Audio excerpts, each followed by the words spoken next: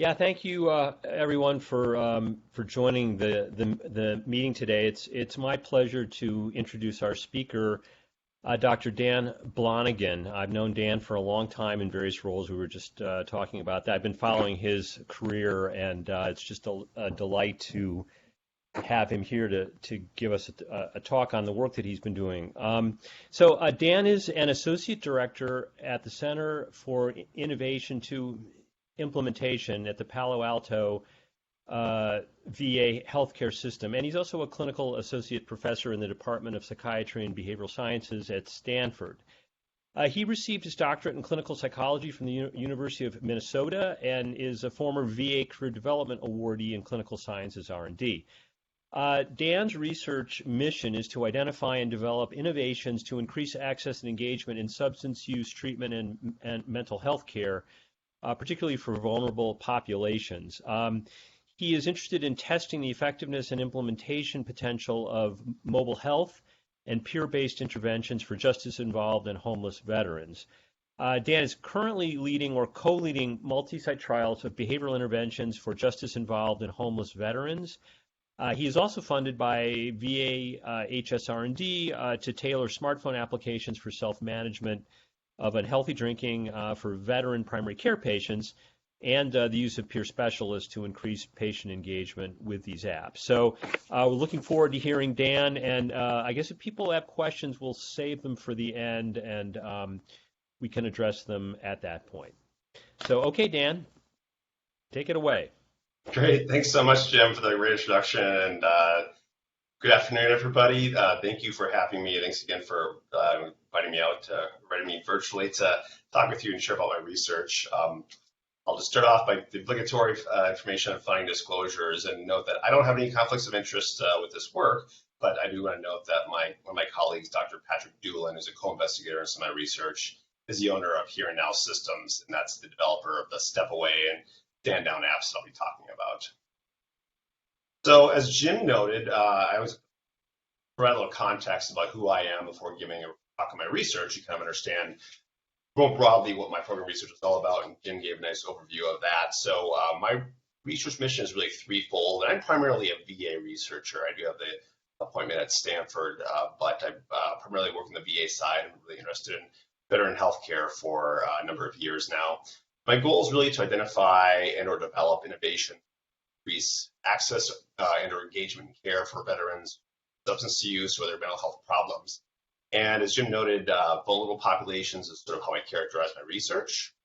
So a lot of the research I do is with, when I say vulnerable populations, with veterans who are involved in the criminal justice system, so justice-involved veterans who are oftentimes recidivating criminally, and or veterans who struggle with chronic homelessness, kind of overlap between populations.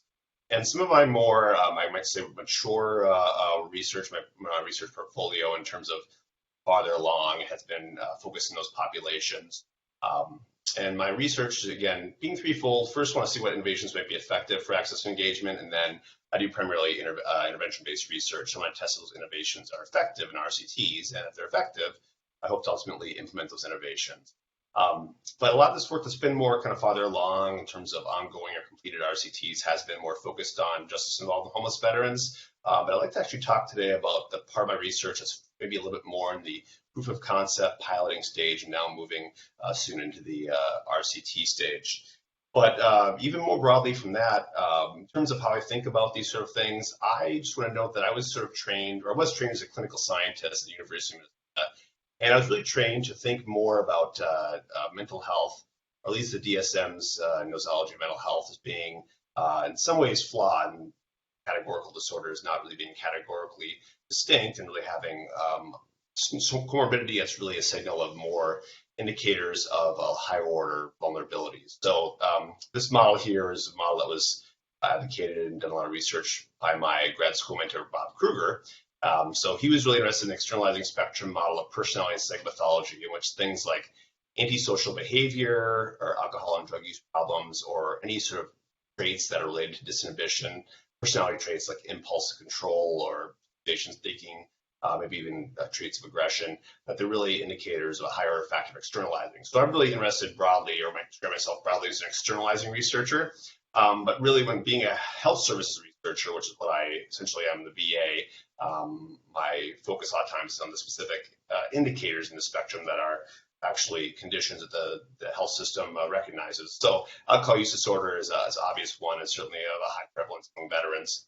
But even beyond the veteran population, certainly it's probably not something that's news to many of you that alcohol use has been a problem more recently during the pandemic. But I think alcohol use is something that maybe still doesn't get quite the respect that it kind of really deserves in terms of just the societal impact.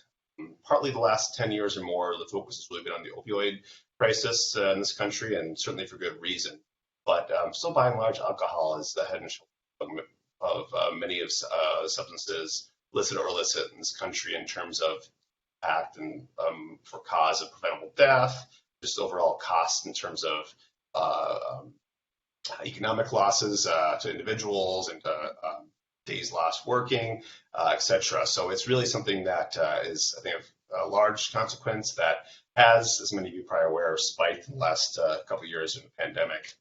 In the veteran population, this is something that hazardous drinking has been an issue among veterans, particularly in primary care, as an issue that has not been necessarily, I would say, the case hasn't been cracked on what's the best way to sort of help veterans within the primary care space who are drinking maybe at unhealthy levels. Some of you may be aware, I'm not sure how many of you all work in the VA side, but in the VA primary care setting, there's annual screenings that veterans get with the alcohol use disorder identification test, the Audit C, so a 3-item consumption scale. And based on that, each year around 15 to 30% of veterans in primary care would test positive on Audit C, but the vast majority do not receive treatment. Now, certainly not everybody screens positive necessarily needs to have specialty care referrals or intensive treatments. Simply getting behavioral interventions, brief behavioral interventions with primary care can certainly be guideline concordant. But still, by and large, even there's things like brief interventions in primary care. There's well-established barriers to veterans getting those, whether it's provider attitudes and resistance towards them, or just general stigma among veteran patients. But even those who probably do get referrals to specialty care or probably need those referrals, the vast majority do not follow up on them. So there's always this ongoing issue of how do you try to increase access to care for that population. And one obvious innovation is the mobile health for alcohol use problems. So I'm certainly not the first person to sort of think about whether mobile health could be an innovation for alcohol use problems. But I want to kind of talk about what is, I would say, the promises of mobile health are.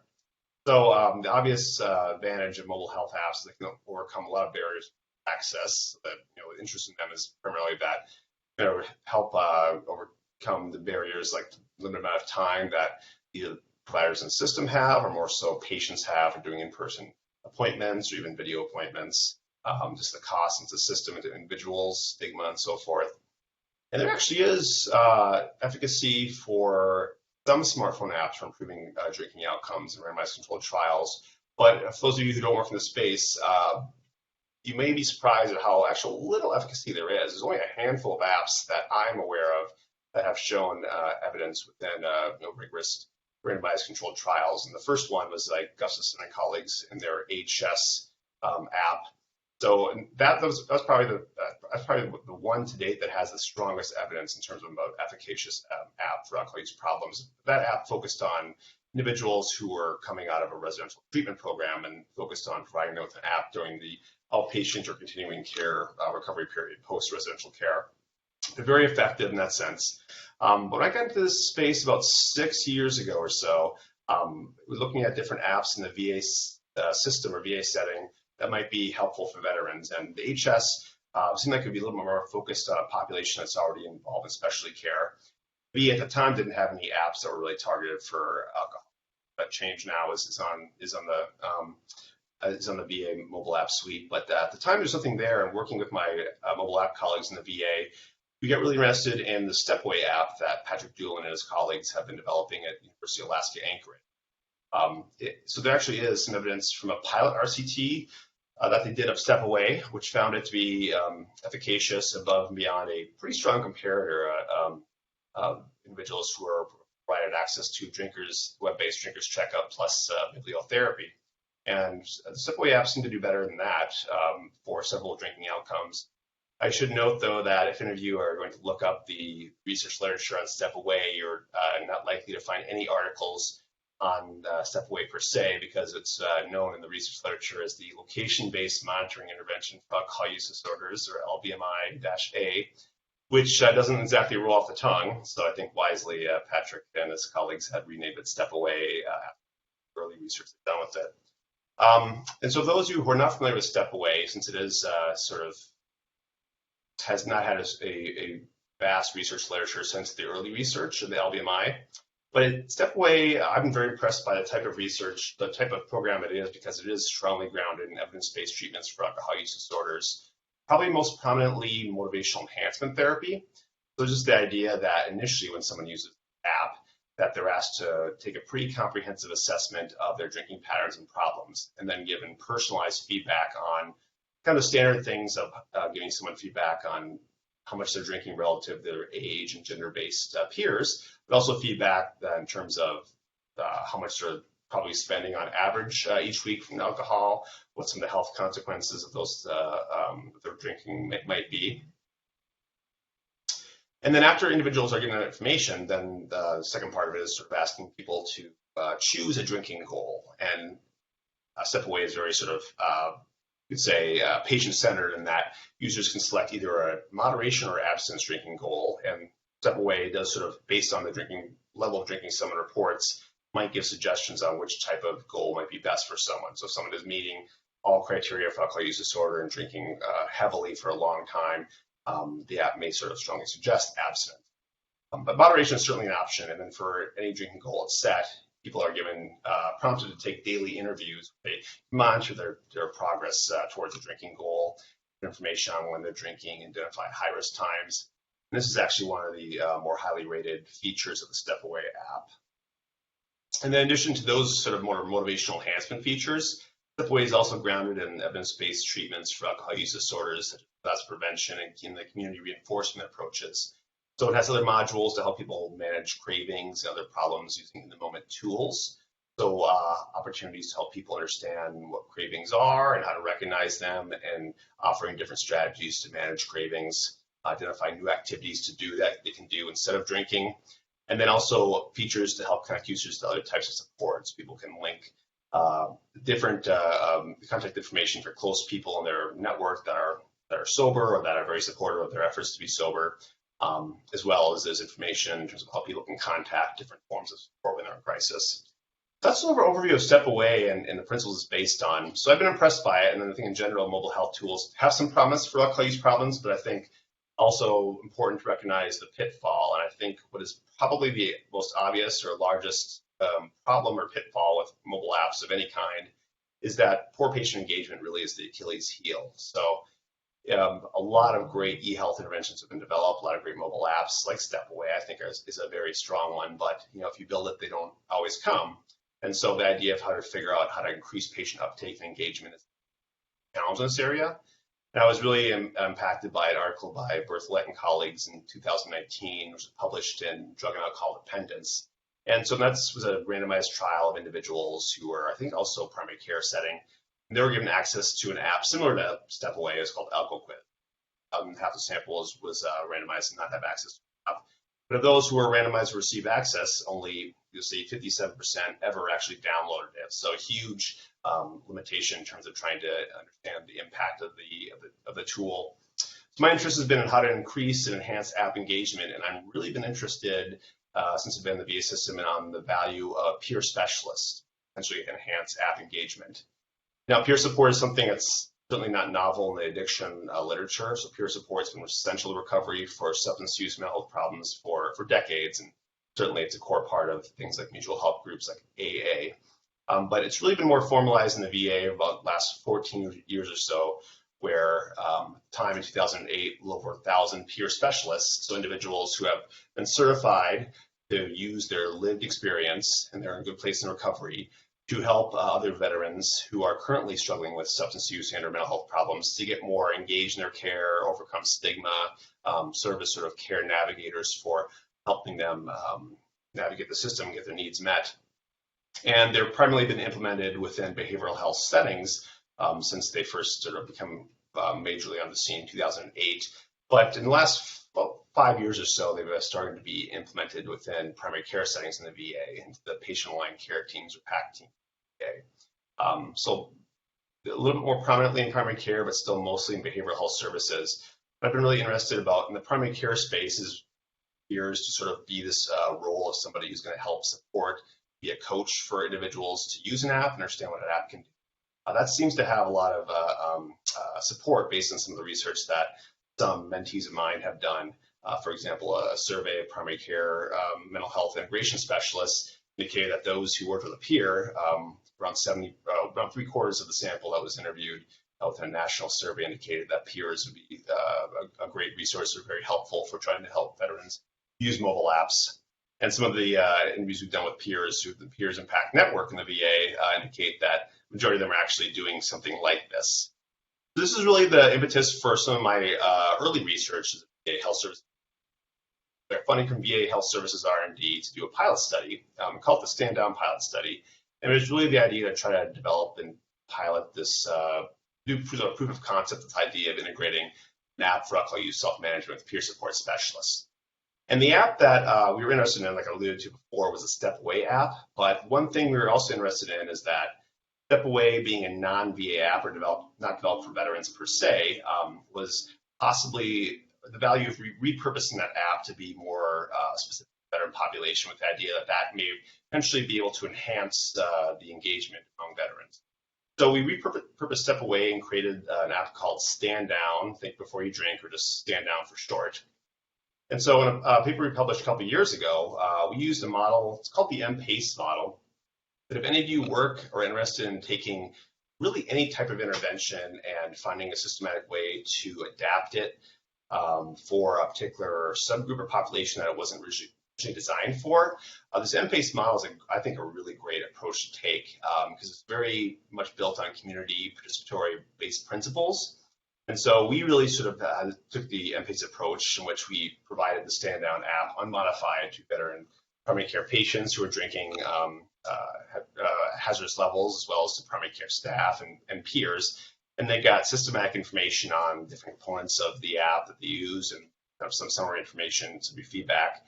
And then using a steering committee, tried to adjudicate some of the feedback to decide on what changes would be needed to make it more sort of veteran-centric.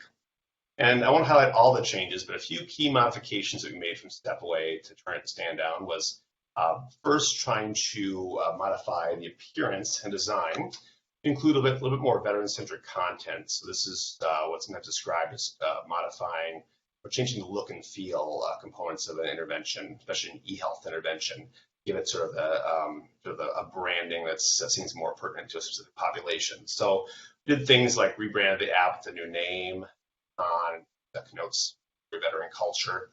We also added a section where we provided different links to videos from the VA's Meet the Connection website of veterans talking about the recovery of alcohol use problems. And then a modification was to add some section to the part of the app where individuals can select new activities they can engage in, stay sober and stay sort of alcohol free. And so we added some pre-programmed response options that would be more specific to the veteran population or veteran preferences and needs. So I had a category that was veteran events and services that would provide a list of veterans organizations, other activities that might be more specific to veterans. And then lastly, we added links to resources and services for veterans in crisis or seeking treatment. So there's a section in the Step Away app where people can sort of notify their need to get help right away so that veterans, individuals who are in crisis. And for veterans, we added the Veterans Crisis Line, as well as a tab for veterans to seek out information on either a vet center or a veteran treatment program in their area. So that was our way of sort of modifying Step Away to Stand Down.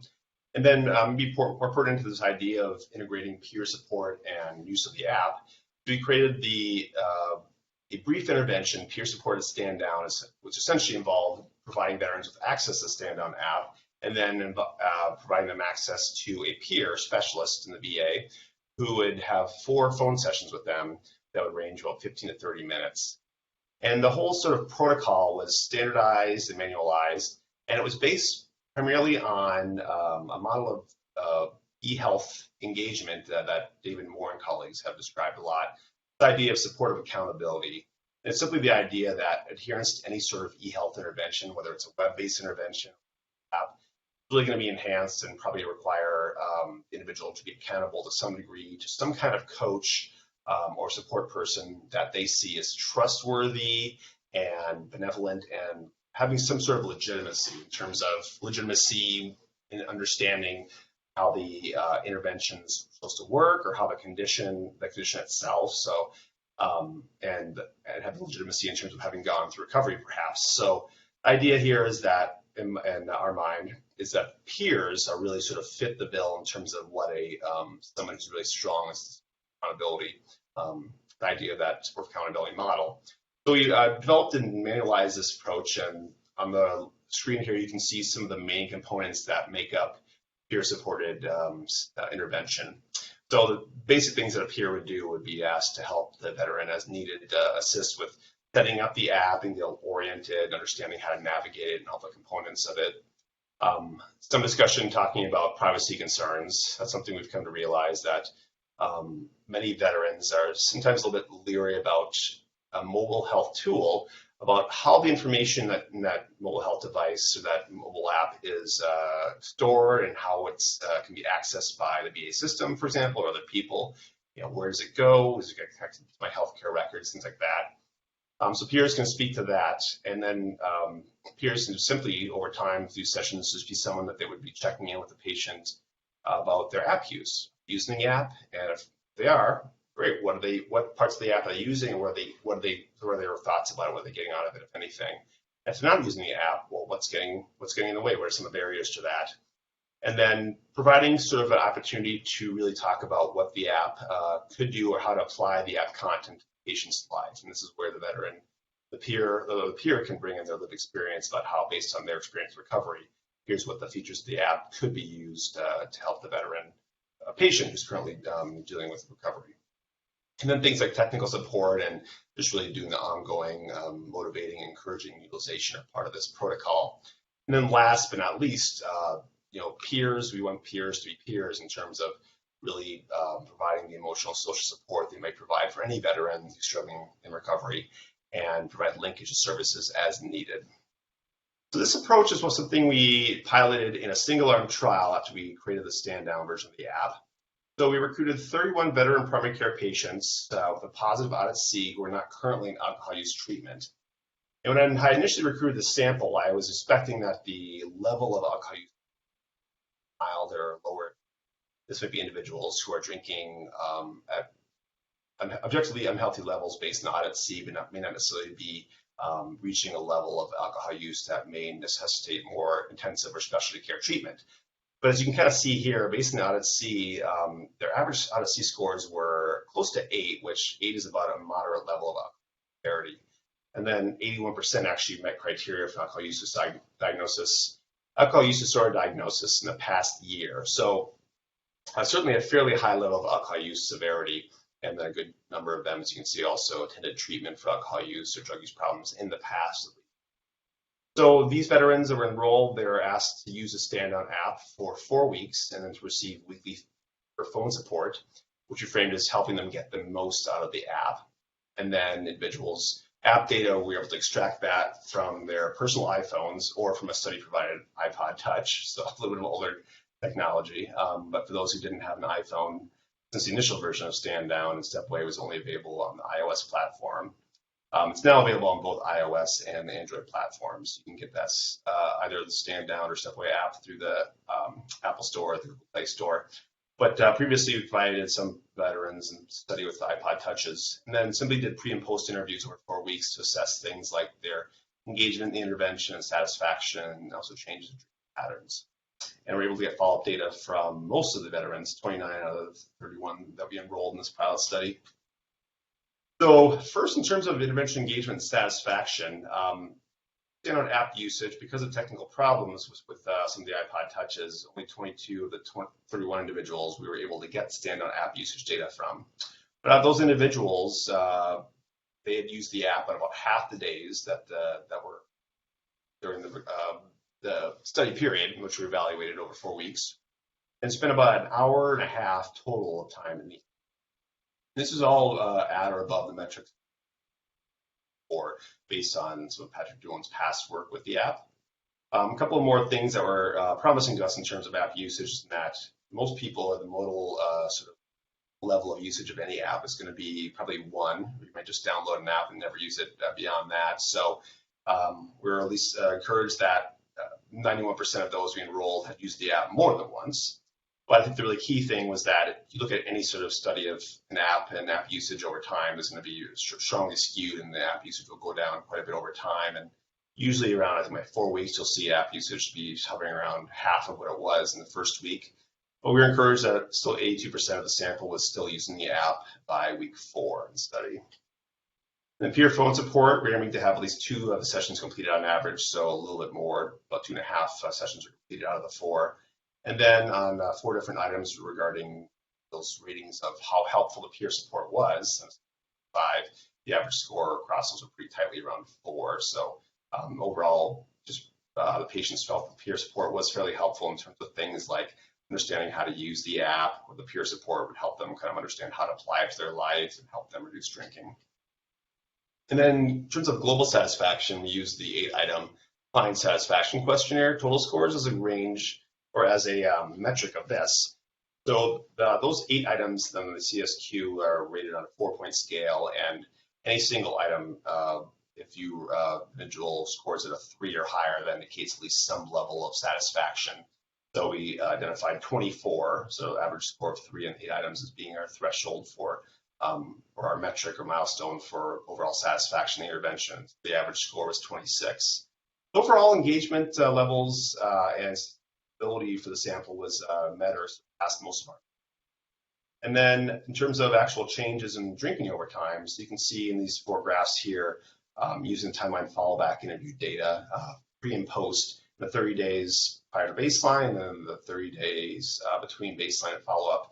It shows the changes in drinking metrics. So you can see in the top left-hand corner, the average number of drinks per person in the sample 30 days prior to baseline was a little over 140. So fair amount of number of drinking, total standard drinks, which did go down, still at a fairly high level to 80, a little over 80 by week 4, but did go down significantly.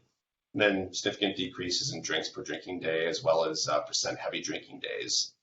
Not a significant change or increase in percent days abstinent pre and post. Not too surprising from our standpoint because of the individuals we enrolled in the study. I think every single one of them actually endorsed moderation as their goal, or chose that as their drinking goal within the app. So no one chose abstinent. So even though people still continue to drink a fair bit, they've gone down on most of the metrics. So some encouraging signs, but of course, caveats of any single item trial to be taken into consideration, but at least encouraged with these findings to follow up with a larger study. And so now been approved for funding by VHS R&D to do a larger randomized controlled trial of peer support stand down, which should be starting probably next month or maybe August will be. And the goal is really going to be to understand whether it's effective for better than primary care for reducing outcomes, and for whom the peer support component of this is more effective than the app alone. So we'll be enrolling veterans in primary care who screen positive again at ADC and who have indications in their records that they got the brief intervention that's mandated for veterans in that setting who screen positive, and they're not currently in any form of alcohol use treatment. And then it's a 2-site trial and a hybrid 1 effectiveness trial at Syracuse and Palo Alto VAs. And the kind of distinguishing part of the design here is that we'll have 3 arms. So we'll have usual care arm, a usual care plus stand down app, access to the app. And then in order to really tease out the impact, if of any, of the peer support to this, we'll have a 3rd arm where given the app plus have up to 4 sessions over 8 weeks with a peer. So looking forward to that, and we'll do other things like testing moderators and indicators of any effects of this. So that's, again, kind of the research I've done to date with this kind of reported alcohol management mobile health model. But it's something that's really always been stuck with me, if I could say that. in terms of health services research, and what really kind of harkens back to my training as a clinical scientist at the University of Minnesota, was the idea that comorbidity is the norm and not the exception to mental health problems. So in the primary care space, hypothetically, if stand down is seen to be effective for those who are not engaged in alcohol use treatment above and beyond usual care, there's no saying that any veteran who's screening positive out at sea that may benefit from that app really is that can be motivated to use to address their alcohol use problems and may have other problems that they're struggling with, such as PTSD. If that's the case, then the VA has an app such as That Change, which is really specifically targeting veterans who have co-occurring hazardous drinking and symptoms of PTSD. But beyond that, there's not many apps that really address formerly comorbid diagnostic conditions. But if someone even is drinking a lot and they have co-occurring PTSD, they may not want to sort of address the drinking at all, in which case the PTSD coach is probably the most well-researched and evidence-based of the mobile apps in the VA's mobile health suite of mobile health apps. So PTSD coach for any veterans who want to focus primarily or exclusively on this PTSD and trauma symptoms, PTSD coach can be a great app for them. But some may be experiencing some of those symptoms, and that may not be the focus of their concerns, what brought them into sort of treatment. They may have anger problems controlling their personal relationships, and that may have brought them into treatment or something that's been sort of flagged among providers. And so this is the icon for the Anger Intervention Management System, or AIMS intervention, and AIMS app the VA offers. But if it's not anger, possibly sleep. Sleep is certainly a very common transdiagnostic problem across all of these conditions. So the Insomnia Coach app is an app that the VA offers. There's Mindfulness Coach, which is an app to help people manage stress and anxiety. Certainly something else that's highly comorbid with all of these conditions. And maybe if it's not mindfulness, Mood Coach, the Mood Coach app, which actually may be discontinued soon, but it's an app primarily for individuals. It's based on behavioral activation to help them manage and address problems of low mood. So really the thing that's always struck me is that the VA has so many different mobile apps, and you may have a certain app that's going to be targeting a certain condition based on certain screening scores on the out of sea, for example. But this may not be what the veteran's most motivated to work on. So really, this kind of spurred a second pilot study that we're from VHSR&D in order to really try to develop a more generalizable protocol for how peers can sort of help veterans become more aware of the full range of apps that the VA offers and can provide support for veteran patients who are maybe showing indications of mental health problems, but not interested in engaging in other forms of support, and need to be sort of oriented to the suite of mobile health options, mobile health apps options in the VA system, and be sort of that point of contact to help veterans sort of choose in sort of a shared decision-making way which of these apps might be best for them.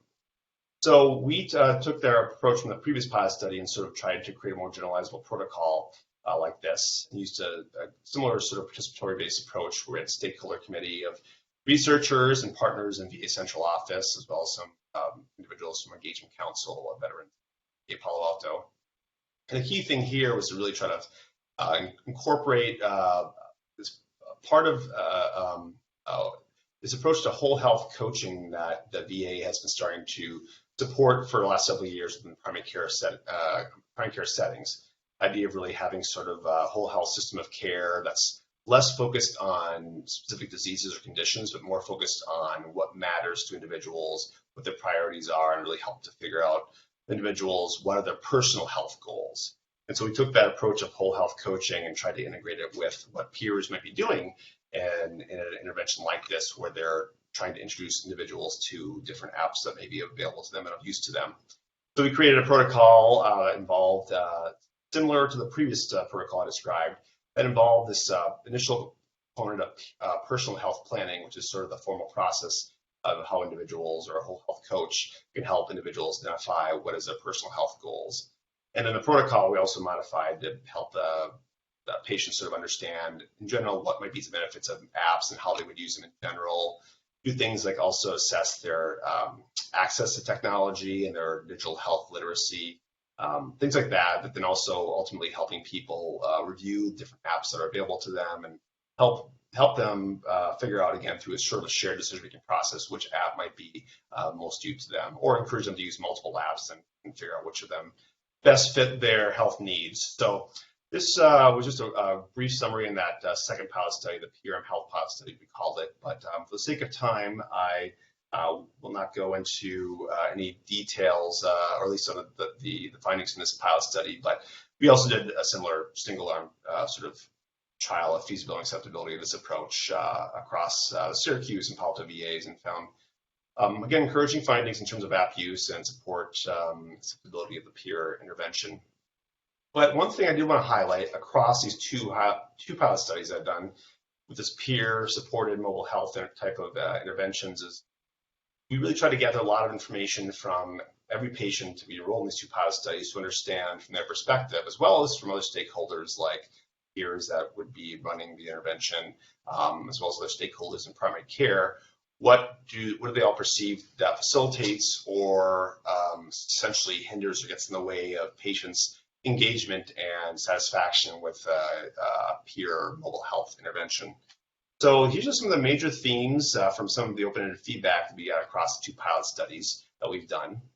The first major theme that we've come to understand is that what seems to be the key mechanism of what patients seem to value from this approach is that the idea of supportive accountability seems to be very much the key driver of engagement or satisfaction here. So across these studies, a very common sort of sentiment is that the patients have felt that meeting with a peer did keep them motivated and kept them accountable. So if you have an appointment coming up with someone, like all of us, when we have sort of appointments with providers of any kind, we sort of, in sort of certain treatment regimen or activities that you're supposed to do, you're a little bit more likely to do them in that case. For example, I've had some physical therapy appointments recently for a herniated disc, and certainly I'm more likely to do my appointments when I know I have, or do my exercises rather, when I know I have an appointment coming up. So supportive accountability is a key mechanism, seems what patients really gravitated towards this intervention. And then a second theme that sort of popped up from some of our qualitative data was the idea that despite the I guess you'd say the appeal of this type of intervention, which can essentially be done fully virtually, the app itself, of course, is a virtual tool, and then the peer support, the way we've designed this is really being something that can be done as a phone-based intervention, or maybe as a video-based intervention, like VA's Video Connect. But through both these studies, it's been pretty common that a lot of the veterans have desired more in-person interaction. Many of them disliked the lack of any kind of in-person interaction, and many of them felt that at least some in-person action would have been valuable, especially early on. They felt it would have been valuable to have that initial session in person with a peer, to meet them face-to-face, maybe get some help, hands-on help, literally, to help with the peer, helping them download the app and understand how to navigate the tool and its functionality.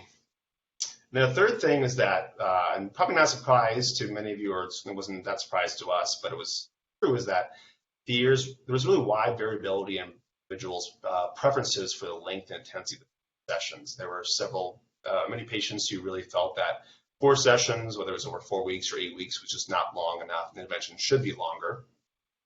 But then there was certainly a non-trivial contingent in both of our studies that seemed to find the peer support helpful and had very complimentary things to say about it, but really felt that it should be an optional thing, and that they thought for those who need a coach or want a coach, this is something that could be good, but they didn't feel like they needed that extra resource or extra help.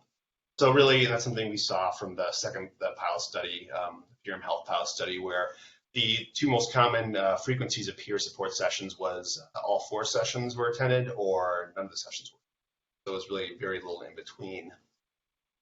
And the last thing I would note is that something we try to collect a lot of data on, understanding what is the sort of the proper sort of role of the peer and the lived experience of the peer, and how well that should be matched to the patient. In particular, we're interested in things like the demographic aspects of the patients, how much that should be matched. So things like, is it important for the patient to have a peer who is of the same or similar age, same gender, same race or ethnicity? By and large, when we ask those type of questions to the patients, that those things, in terms of matching patient characteristics, were not that critical, and it was really trumped by just they wanted a peer who had similar lived experience, which of course is the idea of a peer in general. So matching life experience seemed to really trump matching and patient characteristics, but one possible exception was of the small number of women veterans we were able to enroll in these studies. Some of them had military sexual trauma. They'd indicated that if they'd engaged with a male peer, they had preferred, if possible, to have a female peer to work with. Those are some of the kind of overall findings we've had in our pilot studies with this approach. I think where to go from here, besides just doing the more formal randomized trials affected, is that I think I've come to learn that this approach, the obvious question is sort of, if this approach is effective, how does it get implemented within a primary care setting, whether it's VA or not VA? And I really have come to realize that adaptive interventions are probably the next stage in this sort of program of research. And so really kind of figure out how to personalize the treatments and these different components in a way that's going to be, resource efficient, and it's really going to meet the needs of the veterans based on whatever they're struggling with. So I think the next step in this program of research, from my perspective, is to take that supportive accountability model I talked about earlier, and then now apply an updated version of that model, which is described as the efficiency model of support.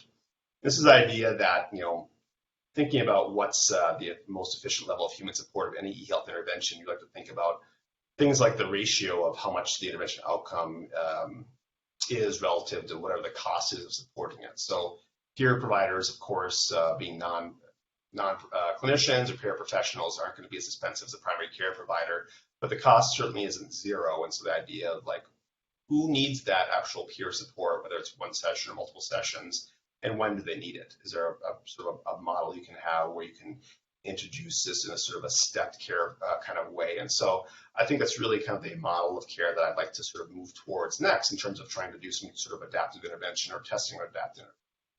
So I'll just kind of end off here, make sure we have time for questions. I want to end off and kind of sharing with you a design or a potential smart design for testing the impact of a peer-supported mHealth type of intervention.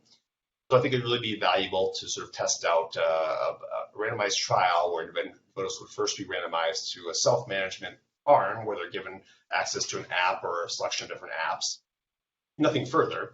And then other people were randomized to receive access to apps, but also be given one session with a peer. Then from there are various options based on response or non-response to whatever the clinical condition is. So if we're talking about alcohol, if after being randomized to these two arms, you see no response in the self-management apps, we'll say someone's given the stand-down app, they can be randomized then to have one session with a peer or 4 sessions.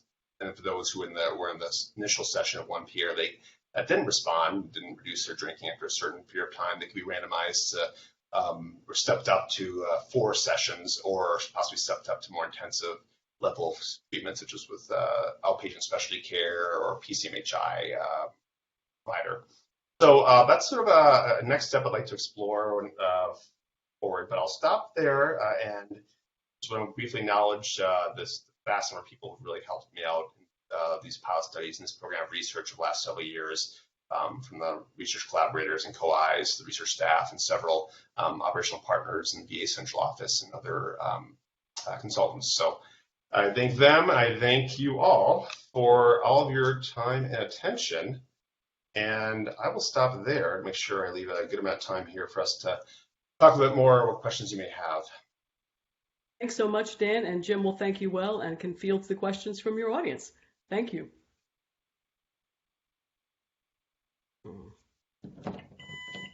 If we have questions, don't be shy. And we do have some minutes left.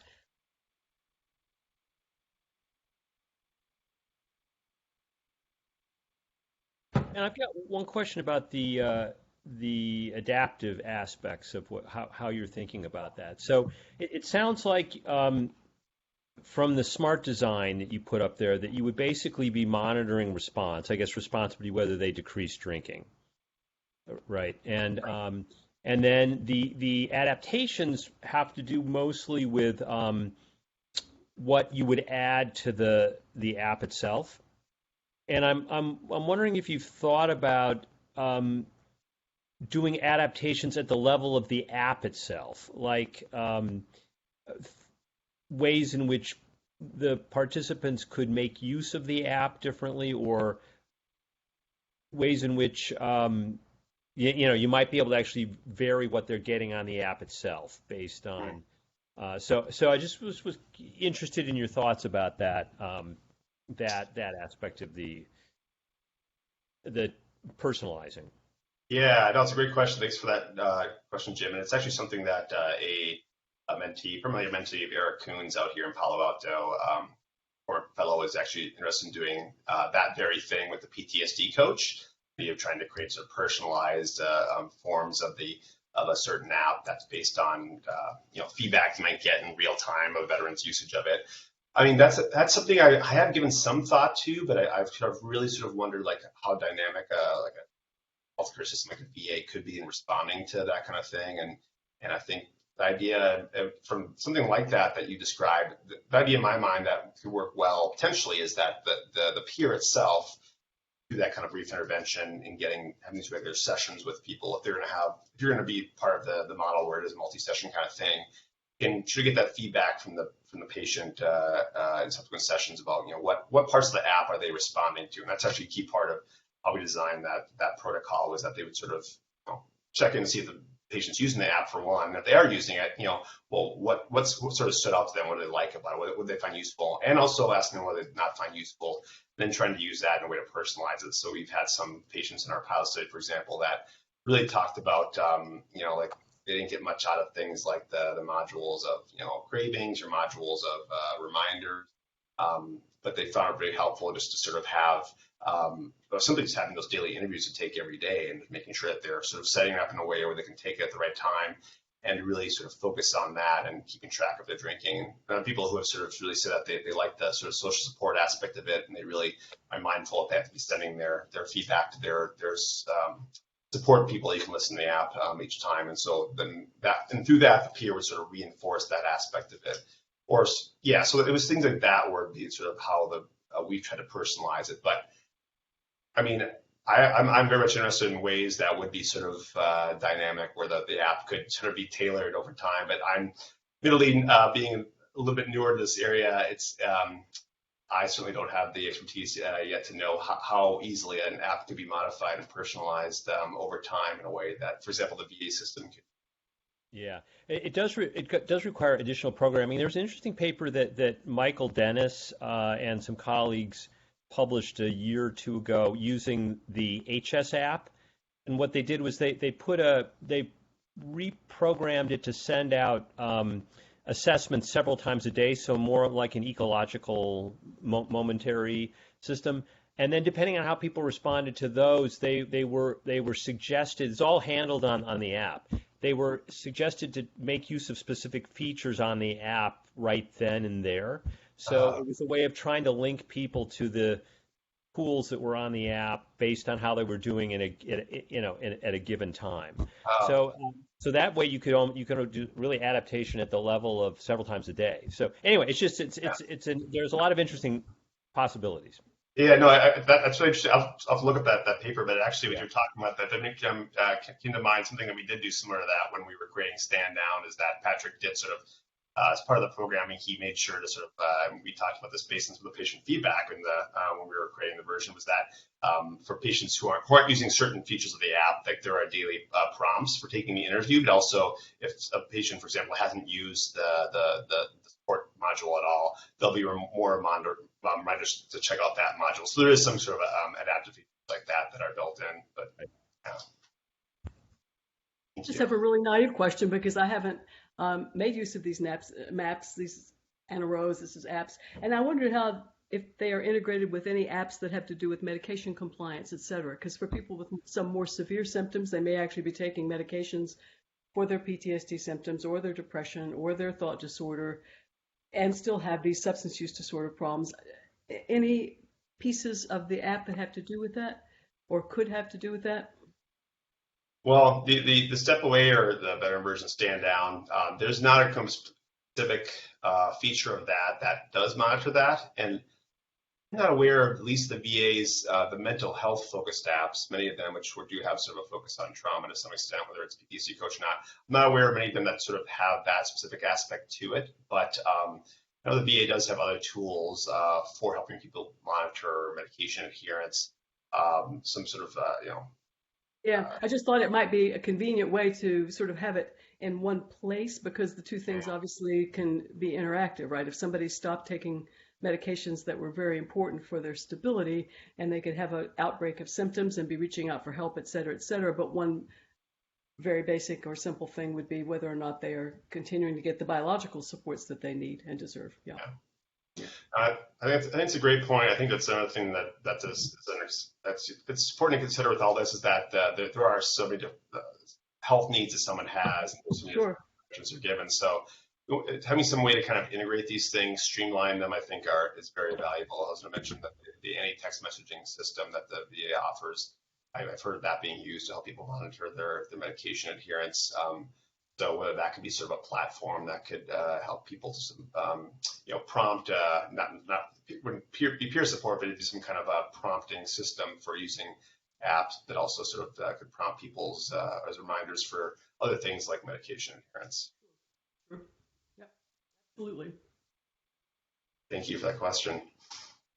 Any other thoughts or questions from people who have more expertise in this area than I do, certainly, but I think it's obviously great to make use of the evolving technologies and to make them friendlier and to make them engaging. And essentially, that's what we're trying to do with almost every task and every intervention that we do.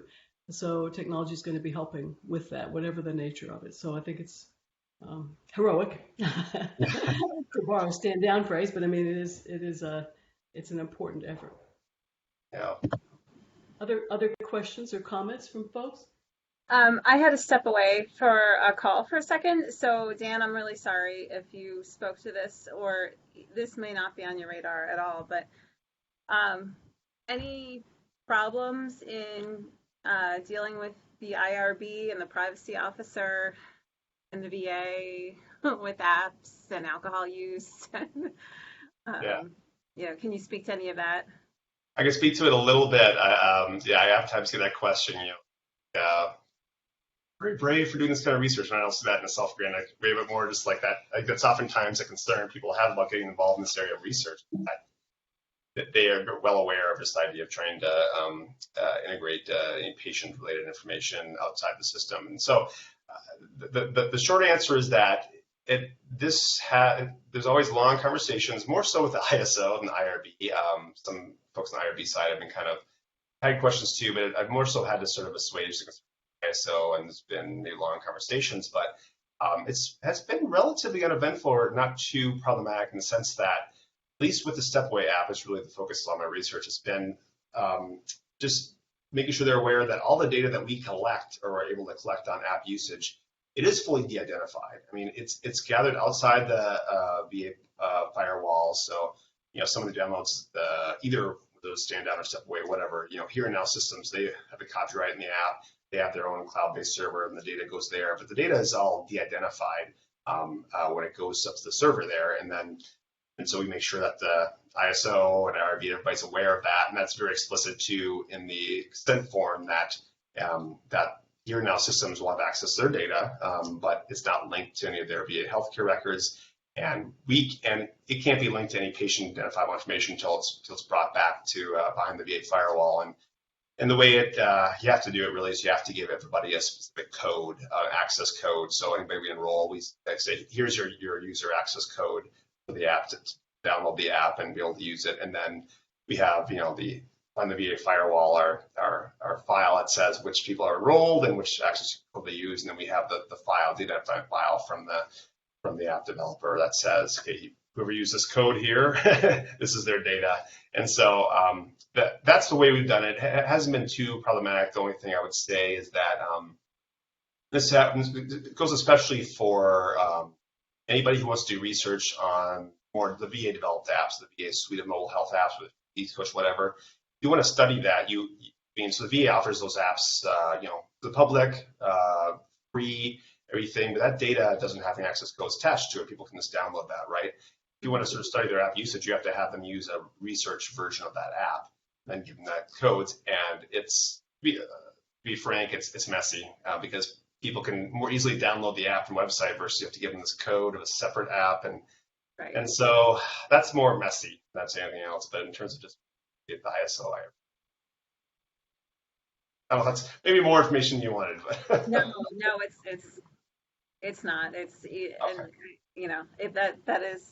That's what it is. What I expected. The ISO is usually the one that gives you the problems, but it sounds like you've been able to successfully navigate all of that, so that's great.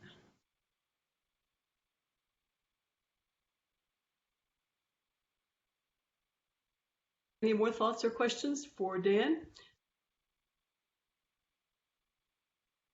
We're grateful to have Palo Alto weather here today. And if there are no more questions, people can take this extra 2 minutes in the hour and get a break or a sunshine break before the next meeting. Thank you so much, Dan, for being with us. Yeah. Really Thanks appreciate much, it. Dan. Yeah, thank you all for Great to see you. Thank you again. Nice to talk to you all. Thank you. Yep. Bye-bye. See ya. Take care. Thanks.